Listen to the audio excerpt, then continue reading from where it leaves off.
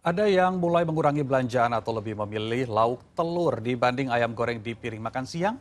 Indis ekonomi. Saat pendapatan tetap dan biaya hidup meningkat, warga khususnya kelas menengah mesti pintar-pintar berhemat kalau tidak mau terlempar ke kelas rentan miskin.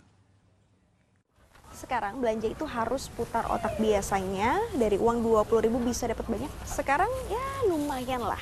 Ini dapat aneka sayur, bisa bikin tuh cai sim, sama ada terong juga bisa bikin sayur lodeh. Tapi ini belum dapat bawang putih, bawang merah dan cabai. Jadi harus merogoh kocek lagi. Belanja dengan uang yang sama, tapi kantong plastik belanjaan kok nggak sepenuh dulu ya? Bukan hanya Anda yang merasakannya. Harga sayur mayur di pasaran mulai naik 10 hingga 20%. Imbas naiknya biaya distribusi setelah penyesuaian harga BBM non-subsidi. Padahal warga belum juga benar-benar bernapas setelah pengeluaran makin membengkak. Harga minyak goreng naik, harga plastik melambung tinggi. Berasa banget sih kenaikannya. Hampir semuanya yang naik tuh. Mulai dari bumbu, dari ikan, dari sayur, semuanya berasa naik. Yang tadinya minyak itu masih di harga 39, 40, sekarang udah 40 lebih, 45 itu paling murah.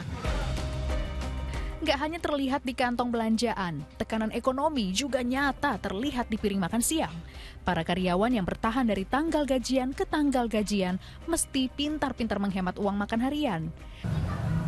Indis ekonomi, saya punya tips untuk Anda yang ingin makan siang di kantin. Kalau saya lihat menunya bukan di etalase seperti ini, tapi di atas seperti ini nih ada menu-menu hemat yang harganya murah meriah, tapi tenang, tetap mengenyangkan. Oke, kita pesan yuk. Mas, pesan satu ya? Iya. Makasih. Menu hemat jadi siasat penjual untuk menjaga pembeli tetap loyal. Tapi di baliknya, tak terhitung hari-hari sepi pembeli, untung yang kian tipis dan tekanan ekonomi yang makin menghimpit. Ya gimana ya, belanja sekarang kan naik semua. Nah jadi kita mau naikin juga bingung karena kita naikin harga kayaknya gimana. Harusnya dia beli sama kita jadi kagak gitu. Ya jadi kita selama ini masih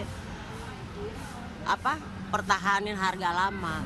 Badan Pusat Statistik mencatat jumlah kelas menengah di Indonesia terus menyusut.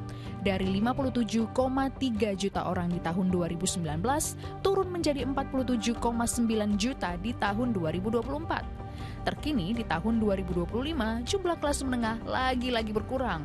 Dalam waktu 1 tahun, ada lebih dari 1 juta orang yang terlempar dari kelas menengah ke kelas miskin hingga rentan.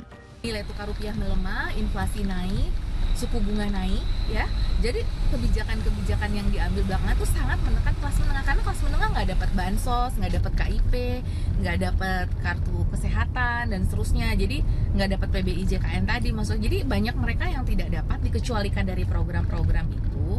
Namun mereka harus membayar beban hidup yang semakin tinggi. Yang kerja kantoran sampai yang mencari nafkah di jalanan, semua rata terdampak. Bayangin deh, para pengemudi ojol harus berburu pelanggan sambil mikirin bahan bakar naik. Boro-boro deh ngomongin hidup lebih sejahtera. Sekarang aja selisih pendapatan dan pengeluaran mereka makin tipis. Kelas menengah tidak cukup rentan untuk menerima bantuan sosial, namun di sisi lain tak cukup tangguh menghadapi gejolak ekonomi. Harapannya, kebijakan pemerintah yang semakin berpihak menghidupkan kembali daya beli kelas menengah, bukan semakin menekan. Michaela Winda dan Ilham Elias melaporkan dari Jakarta.